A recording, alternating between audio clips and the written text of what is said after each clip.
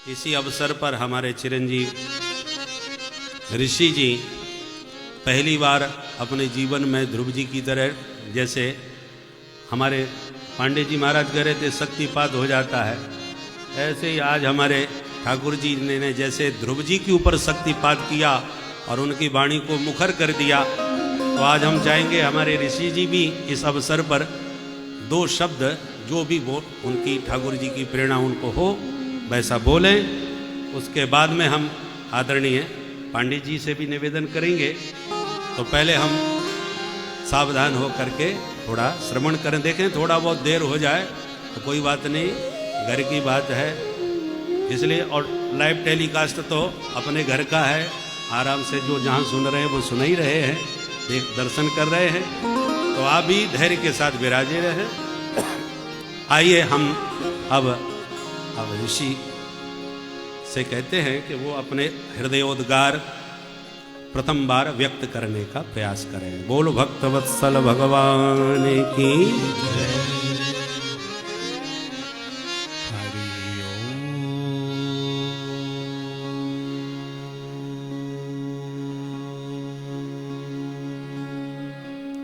श्री गणेशाय नमः, श्री नारायणाय नमः, श्री सीतारामाभ्यां नमः। ध्येयं सदा परिभवग्नभीष्टदोहम्, तीर्थास्पदं शिवविरिञ्चिनुतं शरण्यम्। भृत्यार्तिहं प्रणतपालभवाब्धिपोतं,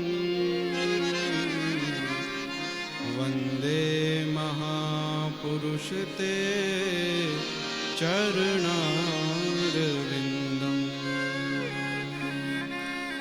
कृष्णाय वासुदेवाय हरये परमात्मने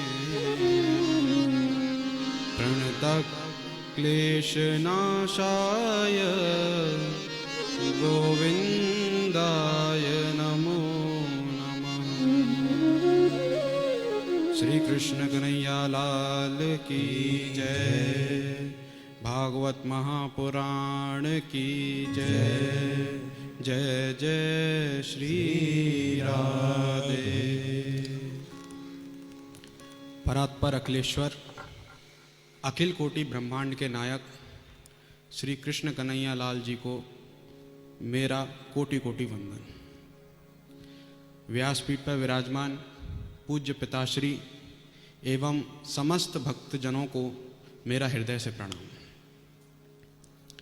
हम सभी का बड़ा सौभाग्य है कि आज श्रीधाम वृंदावन में हमें ये अवसर मिला है कि हम पिताजी के श्रीमुख से व्यासपीठ से श्रीमद् भागवत महापुराण का रसपान करें। वृंदावन धाम, वृंदावन धाम क्या है? वृंदावन धाम है भक्ति भूमि। वृंदावन धाम अलग अलग भूमि जो होती है वो अलग अलग वस्तु के लिए उपजाऊ होती है। जैसे कि यदि हम सेब का उदाहरण लें तो सेब हिमाचल प्रदेश में जो जितना अच्छा सेब हिमाचल प्रदेश में उगेगा यहाँ पे संभव नहीं है, और अगर उग भी जाता है तो वह स्वाद उसमें नहीं मिलेगा। उसी प्रकार जो वृंदावन धाम है यह एक भक्ति भूमि है। वृंदावन धाम भक्ति के लिए उपजाऊ भूमि है। यहाँ पर कौन आते हैं? यहाँ पे वे लोग आते हैं जो अपनी भक्ति को युवा बनाना चाहें। आप सभी ने पिताजी के मुख से सुना होगा, जैसे ही भक्ति महारानी वृंदावन धाम में आती हैं तो वो एक युवती में परिणित हो जाती हैं और खुशी के मारे नाचने लगती हैं। धन्यम वृंदावनम तेन भक्ति नृत्यति यत्र च। तो कौन लोग वृंदावन में आते हैं? वृंदावन में वे लोग आते हैं जो अपनी भक्ति को युवा बनाना चाहें, अपनी बुद्धि या भक्ति को बलिष्ठ बनाना चाहें, वह लोग वृंदावन धाम में आते हैं। वृंदावन एक आध्यात्मिक भूमि है। उसी प्रकार से श्रीमद् भागवत एक अध्यात्म ज्ञान है। अध्यात्म दीप मतिदिते ऋषिताम तमोंधम।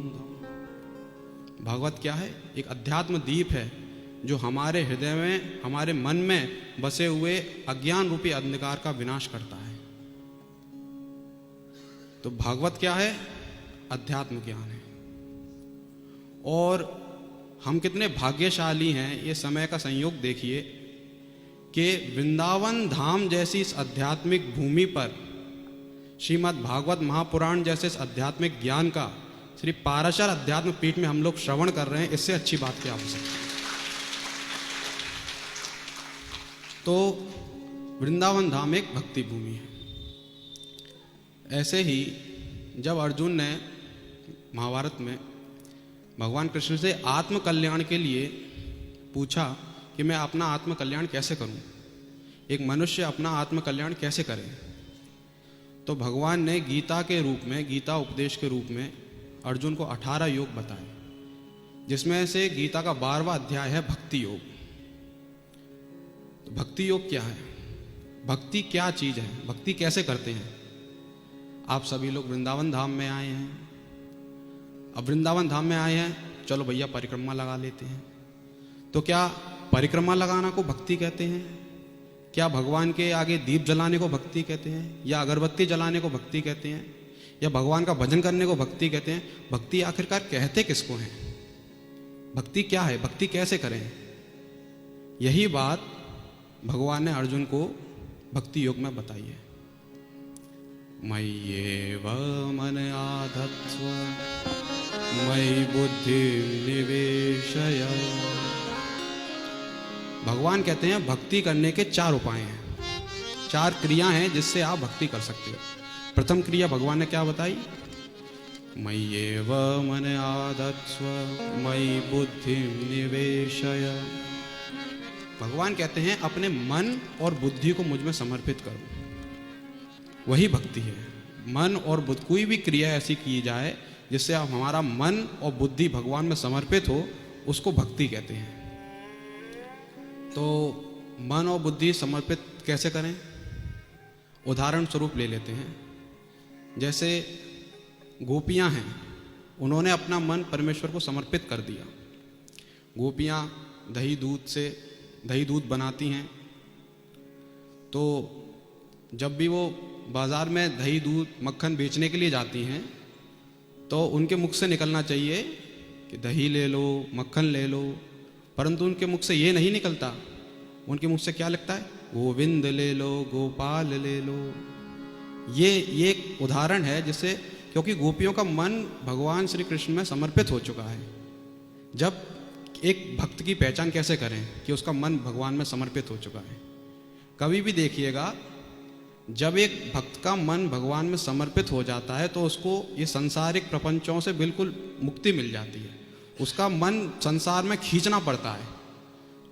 गोपियाँ, जैसे आपने पिताजी के मुख से सुना, गोपियाँ कई बार मन को संसार में लगाने का प्रयास करती हैं, लेकिन फिर भी वो असमर्थ हो जाती हैं, क्योंकि उनका मन पूरी तरीके से भगवान कृष्ण में समर्पित है। इसी प्रकार से बुद्धि का उदाहरण ले लेते हैं। जैसा कि आपने कल सुना, बुद्धि का उदाहरण हम लेते हैं भीष्म पितामह से। इतिमति रूपकल पिताभितृष्णा भगवती सात्वत पुंगवे विभू। भीष्म पितामह कहते हैं, हे भगवान, मैं अपनी इस मति को आप जैसे श्रेष्ठ परमात्मा में समर्पित करता हूं। तो जिस प्रकार गोपियों ने और भीष्म पितामह ने अपनी मन और बुद्धि को भगवान में समर्पित किया, उसी प्रकार से हम सभी लोगों को प्रयास करना चाहिए कि हम अपना मन और बुद्धि समर्पित करें भगवान के लिए। अब क्योंकि भगवान सर्वज्ञाता हैं, तो उन्हें सब पता है। क्या बताइए? दूसरी क्रिया क्या है? अथ चित्तं समाधातुं मयि शक्नोषि मयि स्थिरम् अभ्यास योगेन ततो मामिच्छाप्तुं धनंजय। अभ्यास योगेन ततो मामेक्षाप्तुं धनंजय। भगवान दूसरी क्रिया क्या बताते हैं? यदि आपका मन और बुद्धि भगवान में प्रवेश नहीं कर पाता, अपना भगवान में समर्पित नहीं कर पाते, तो उसका दूसरा उपाय भगवान बताते हैं कि उसका अभ्यास करो। अभ्यास योगेन ततो मामेक्षाप्तुं धनंजय। हे धनंजय, यदि तुम्हारी मन और बुद्धि मुझ में समर्पित नहीं हो पाते तो उसका अभ्यास करो। उसको भी भक्ति कहते हैं। अब जैसे आप सभी लोग यहाँ पे कथा में बैठे हुए हैं, कई लोग कथा घर से निकलते हैं भैया कि हम चलो कथा सुनने चलते हैं, भगवान की भक्ति करने चलते हैं। अब घर से तो निकल गए भगवान की भक्ति करने के लिए, कथा सुनने का गए, फिर बीच रास्ते में मनीराम जी कहते हैं भैया कथा सुनना तो एक बहाना है, हमें तो बिहारी जी की लस्सी पीने जाना है। अब उसका क्या करें? मनीराम जी तो जैसा बताया गया, मनीराम जी तो 1 सेकंड में इधर से उधर हो जाते हैं, कोई आसान काम तो है नहीं। तो भगवान कहते हैं कि अभ्यास करो। अभ्यास कैसे करें? कोई भी ऐसी क्रिया जिससे आपका भगवान की भक्ति में मन लगे वो कीजिए। भजन कीजिए, कीर्तन कीजिए, परिक्रमा लगाइए। ऐसी कोई भी क्रिया जो आपको भगवान में समर्पित करे, आपको भक्ति प्रवेश करे भक्ति का, तो उस क्रिया को भी भक्ति कहते हैं। अभ्यास योगेन ततो मामेक्षाप्तुं धनंजय। अब लोग कहेंगे भैया हम पे तो अभ्यास भी नहीं हो पाता, मन को कैसे आसानी से लगाएं, अभ्यास नहीं हो पाता। तो फिर भगवान तीसरी क्रिया बताते हैं। चलो अगर मान लेते हैं कि आप अभ्यास भी नहीं कर सकते, तो तीसरी क्रिया भगवान बताते हैं अभ्यासेप्य समर्थोसि मत्कर्म परमो भव। यदि आप अभ्यास करने में असमर्थ हैं तो मेरे लिए कर्म करें। मेरे लिए कर्म करने का मतलब भगवान के लिए कर्म करें। भगवान के लिए कर्म कैसे करें? समझ लीजिए हमारी माताएं जब प्रसाद बनाती हैं तो मन में ये नहीं रखें कि प्रसाद हम अपने लिए बना रहे हैं, मैं प्रसाद ठाकुर जी के लिए बनाने जा रही हूँ, ऐसा भाव मन में रखें। जब आप एक समझ लीजिए घर बना रहे हैं, तो घर बना रहे किसके लिए? अपने लिए नहीं बना रहे हैं, ठाकुर जी के लिए बना रहे हैं। यदि आप एक गाड़ी खरीद रहे हैं तो गाड़ी किस लिए खरीद रहे हैं? अपने लिए नहीं खरीद रहे हैं। भैया हमें तो हर महीने में वृंदावन जाना है, वृंदावन जाके वहाँ के बिहारी जी के दर्शन करना है। तो कैसे जाएंगे? बिना गाड़ी के तो समर्थ हो नहीं पाएगा। तो हम गाड़ी इसलिए खरीद रहे हैं ताकि हम वहाँ के बिहारी के दर्शन करने जा सकें, अपने ठाकुर जी को गाड़ी में घुमाएं। तो ये कर्म करना भी भक्ति है। देखिए भगवान कितने दयालु हैं। कर्म आप करेंगे उसका फल भी आपको ही मिलेगा, परंतु उस कर्म को सिर्फ एक अपने मन में ये ठान लें कि हम ये भगवान के लिए कर रहे हैं, तो वह भी भक्ति कहलाई जाती है। सिर्फ भक्ति करें, भगवान के लिए कर्म करें, उसको भी भक्ति कहते हैं। अब कुछ लोग कहेंगे भैया हम तो भगवान के लिए कर्म भी नहीं कर सकते। भगवान ने फिर चौथी क्रिया बताई कि अगर ये भी ना हो पाए तो चौथी क्रिया ये लीजिए। अथैतदप्य शक्तोऽसि कर्तुं मद्योगमाश्रितः सर्वकर्मफलत्यागं ततः कुरु यतात्मवान्।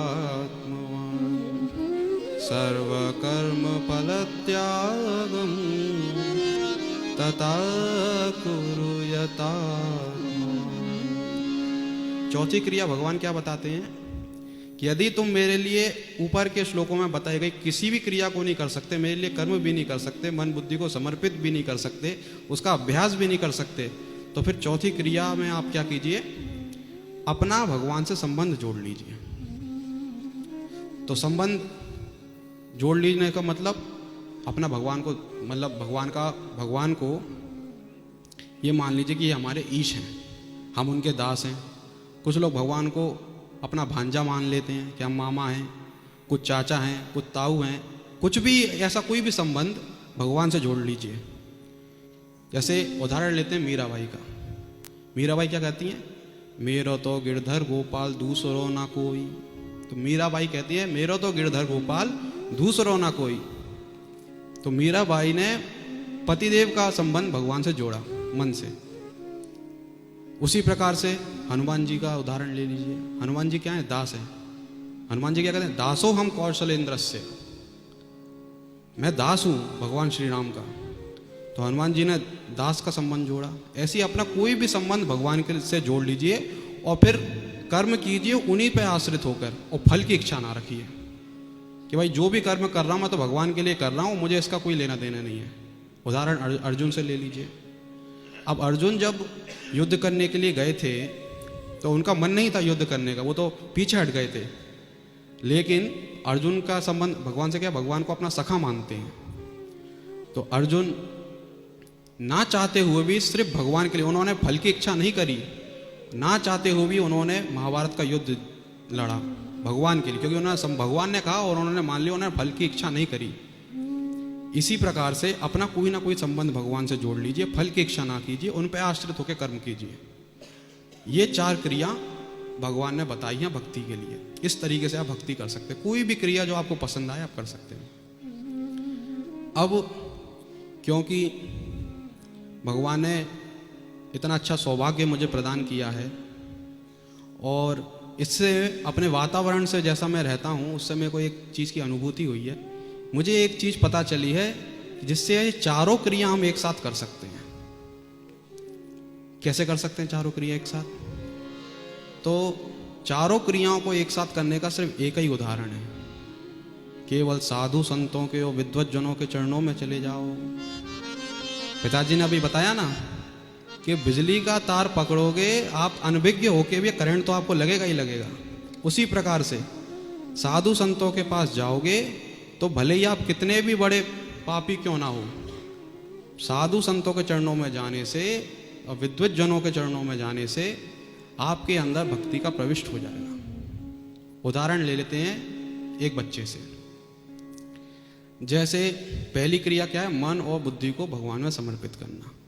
जब एक छोटा बच्चा पहली बार स्कूल जाता है तो काफ़ी ज़्यादा रोता है, गिड़गिड़ाता है कि मैं नहीं जाऊँगा, मैं नहीं जाऊँगा। लेकिन फिर भी हम लोग जो माता पिता होते हैं वो उसको ज़बरदस्ती भेजते हैं, क्योंकि वो जानते हैं कि इसमें उसका लाभ है। वो स्कूल में जाता है, स्कूल में जाके भी रोता है, उसका मन नहीं लगता पढ़ाई में कि भाई हमें तो घर पे जाना है। अब रोता है, उसके बाद भी अब लेने का कोई ऑप्शन ही नहीं है। माता पिता तो छोड़ चुके उसको स्कूल में, तो स्कूल में रोता है, फिर भी उसका मन नहीं लगता पढ़ाई में। लेकिन मन ना लगने के बाद भी स्कूल में जैसे जो भी विषय पढ़ाया जा रहा है, अध्यापक जो भी चीज़ पढ़ा रहा है वो उसके कानों में तो जा रहा है, विद्या उसके कानों में जा रही है, भले ही वो समझे नहीं। उसी प्रकार से अभी उसका मन और बुद्धि उस पर समर्पित नहीं हो पाया है विद्या के लिए। ऐसे हम लोग भक्तों का भी यही हाल है। हम शुरुआत में प्रयास करते हैं लेकिन हमारा मन भटक जाता है, समर्पित नहीं हो पाता। तो आप जैसे साधु संतों के चरणों में जाएंगे तो क्या होगा? आपको वातावरण ऐसा मिलेगा जिससे शुरुआत में आपका मन तो नहीं लगेगा, लेकिन आपके कानों के माध्यम से भगवान का ज्ञान जरूर जाएगा साधु संतों की कृपा से। उसी प्रकार से दूसरी क्रिया पे आते हैं। यदि आप उसका समर्पित नहीं कर पा रहे मन और बुद्धि को, तो आप अभ्यास करें।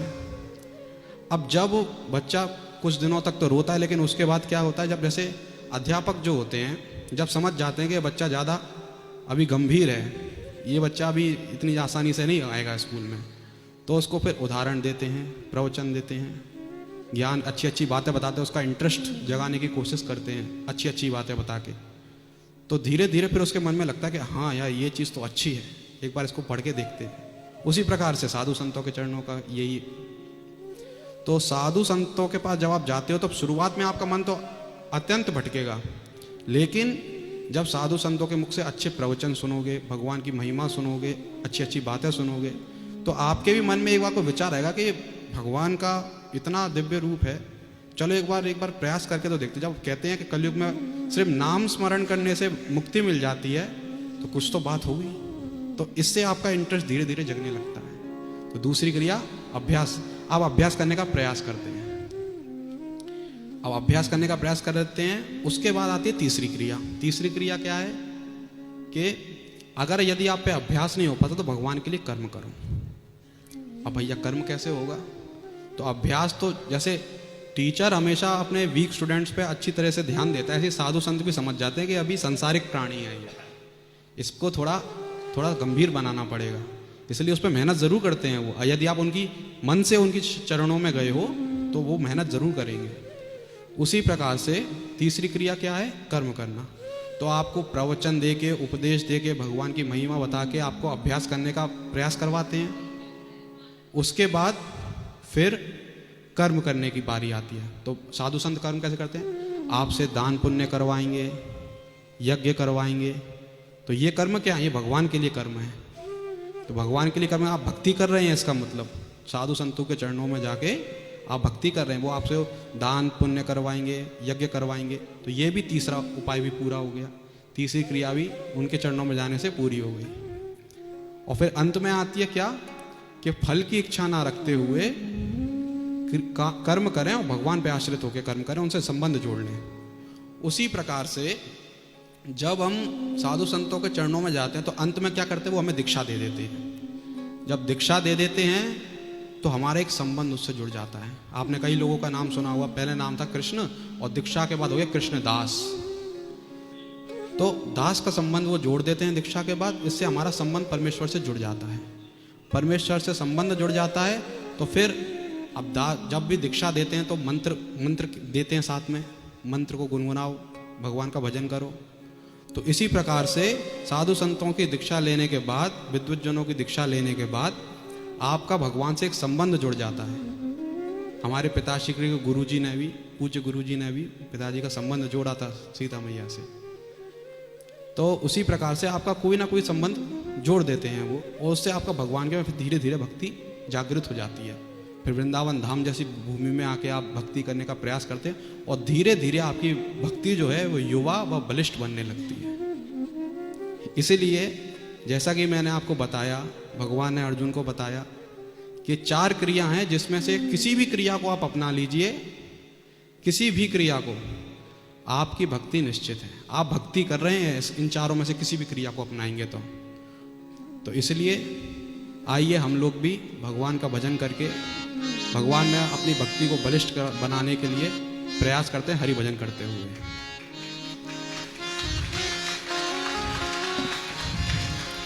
हे गोपाल राधे कृष्ण गोविंद गोविंद, हे गोपाल राधे कृष्ण गोविंद गोविंद, हे गोपाल राधे कृष्ण गोविंद गोविंद, हे गोपाल राधे कृष्ण गोविंद गोविंद, कृष्ण गोविंद गोविंद राधे गोविंद गोविंद, कृष्ण गोविंद गोविंद राधे गोविंद गोविंद, कृष्ण गोविंद गोविंद राधे गोविंद गोविंद, कृष्ण गोविंद गोविंद राधे गोविंद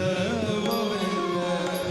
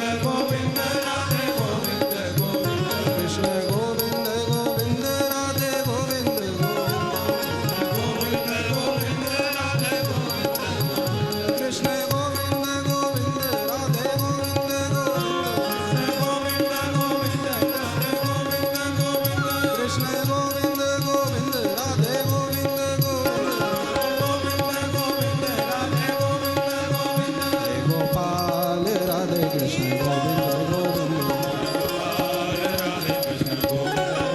हे गोपाल राधे कृष्ण गोविंद गोविंद